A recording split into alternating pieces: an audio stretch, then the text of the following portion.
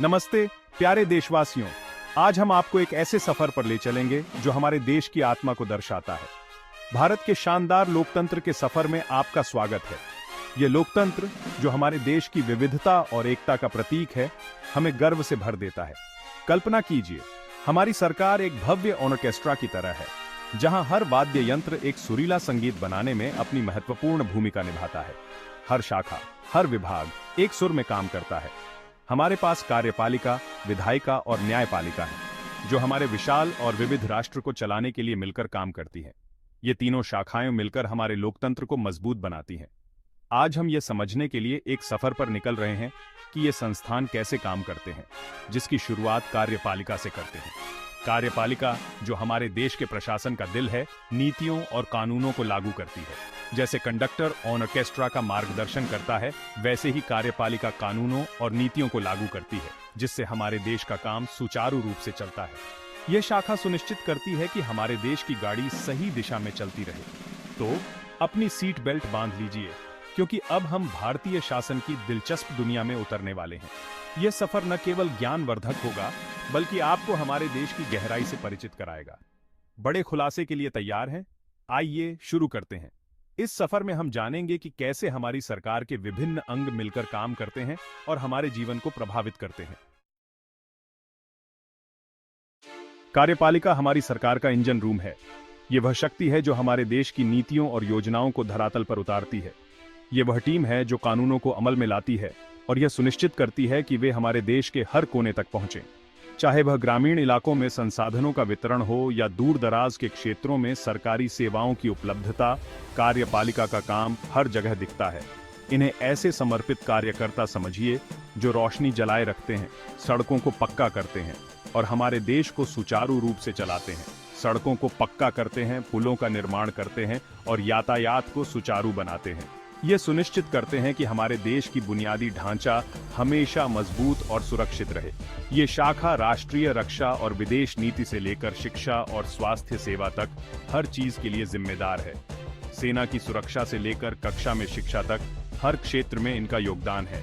वे कर इकट्ठा करते हैं, जो हमारे देश की आर्थिक रीढ़ है, अर्थव्यवस्था का प्रबंधन करते हैं और यह सुनिश्चित करते हैं कि वित्तीय प्रणाली स्थिर और मजबूत रहे, और कानून व्यवस्था बनाए रखते हैं ताकि हर नागरिक सुरक्षित महसूस कर सके। संक्षेप में, कार्यपालिका सरकार का चेहरा है, जो नागरिकों के साथ बातचीत करती है और उनकी समस्याओं का समाधान करती है। ये शाखा न केवल नीतियां बनाती है, बल्कि उन्हें लागू भी करती है, जिससे हमारे दैनिक जीवन में सुधार होता है। और ऐसी नीतियां लागू करती है जो हमारे दैनिक जीवन को प्रभावित करती है। शिक्षा से लेकर स्वास्थ्य सेवाओं तक हर क्षेत्र में इनका योगदान है। लेकिन ये कौन लोग हैं जो इतनी बड़ी जिम्मेदारी उठाते हैं? आइए पता करते हैं। ये लोग हमारे समाज के असली नायक हैं, जो दिन रात मेहनत करते हैं ताकि हम सभी का जीवन बेहतर हो सके। कार्यपालिका एक सिक्के की तरह है, जिसके दो पहलू हैं, राजनीतिक कार्यपालिका और स्थायी कार्यपालिका। राजनीतिक कार्यपालिका में प्रधानमंत्री और मंत्रिपरिषद जैसे निर्वाचित प्रतिनिधि होते हैं। वे लोगों द्वारा चुने जाते हैं, लोगों के लिए और लोगों के प्रति जवाबदेह होते हैं। दूसरी ओर स्थायी कार्यपालिका में कैरियर सिविल सेवक होते हैं, जो सरकारी तंत्र की रीढ़ की हड्डी होते हैं। ये समर्पित व्यक्ति पर्दे के पीछे अथक परिश्रम करते हैं, विभिन्न सरकारों में निरंतरता और विशेषज्ञता प्रदान करते हैं। वे इंजीनियर, डॉक्टर, शिक्षक और प्रशासक हैं, जो शासन के पहियों को घुमाते रहते हैं। अब आइए मिलते हैं हमारे जहाज के कप्तान प्रधानमंत्री से। प्रधानमंत्री सरकार के मुखिया होते हैं, जो हमारे जहाज को शांत पानी और तूफानी समुद्रों के बीच चलाते हैं। लोगों द्वारा चुने गए प्रधानमंत्री कार्यपालिका में सबसे शक्तिशाली पद पर आसीन होते हैं। प्रधानमंत्री को ऐसे कंडक्टर के रूप में सोचें, जो एक ऑर्केस्ट्रा का मार्गदर्शन करता है, विभिन्न मंत्रालयों और विभागों को सामंजस्य बिठाने के लिए प्रेरित करता है। प्रधानमंत्री मंत्रिपरिषद की नियुक्ति करते हैं, विभागों का आवंटन करते हैं और सरकार का एजेंडा तय करते हैं।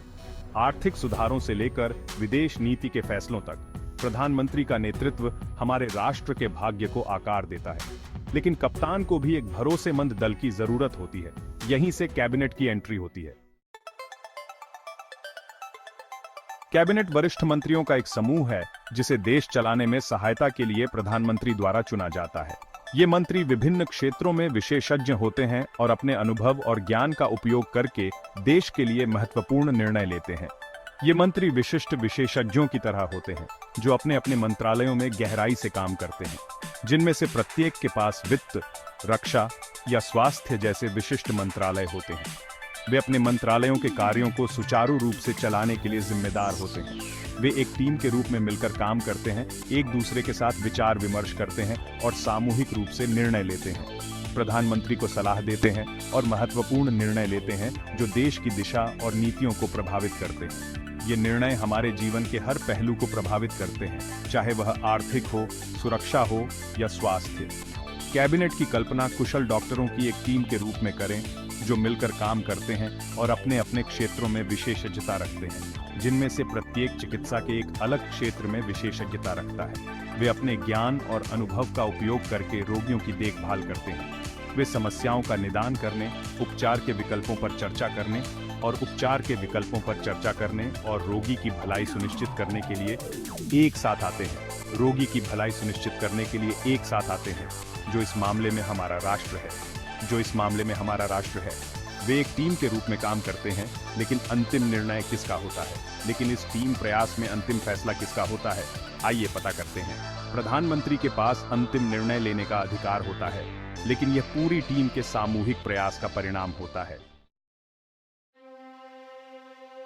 जहां सिविल सेवक बहुमूल्य विशेषज्ञता प्रदान करते हैं, वहीं अंतिम निर्णय लेने की शक्ति राजनीतिक कार्यपालिका, विशेष रूप से मंत्रियों के पास होती है।